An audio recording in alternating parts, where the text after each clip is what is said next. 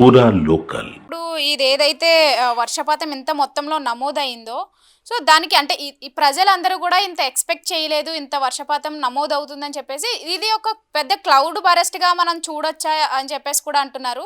అంటే ఆ ప్రాంతంలోనే ఒకే సమయంలో పడడం వల్ల దీన్ని ఏమంటారు? క్లౌడ్ బరస్ట్ అన్నది కంప్లీట్‌గా డిఫరెంట్ కాన్సెప్ట్ అండి. క్లౌడ్ బరస్ట్ జనరల్‌గా పర్వత ప్రాంతాలున్న ఎక్కువ ప్రాంతాల్లో వస్తుంది. అంటే ఎక్కువగా మనకి ఉత్తరాఖండ్, హిమాచల్ ప్రదేశ్ అక్కడ అన్నీ కొండలుంటాయి. ఆ కొండల ప్రాంతంలో ఏమవుతుందంటే వేడి గాలులు వచ్చినప్పుడు ఈ వేడి గాలులు కొండ వాలు గుండా వెంటనే పైకి పోవడము, దాంతో పాటు వాటిలో ఉన్న తేమను కూడా పైకి తీసుకుపోయి చాలా క్విక్‌గా ఒక పెద్ద క్యుములోనింబస్ మేఘం ఆ ప్రాంతంలో ఏర్పడటము.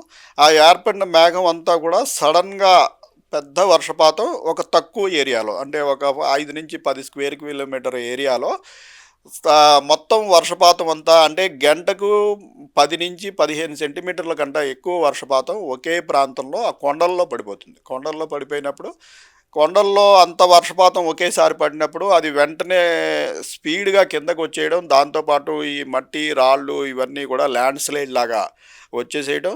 సమీపంలో ఏదైనా రివర్ కానీ, ఇగ ఏరులు ఇలాంటివి ఉన్నట్టయితే వాటితో కలిసిపోయి సడన్‌గా పెద్ద బర్స్ట్ లాగా వచ్చి గ్రామాలు తుడిచిపెట్టుకునే పోయే పరిస్థితి ఉంటుంది.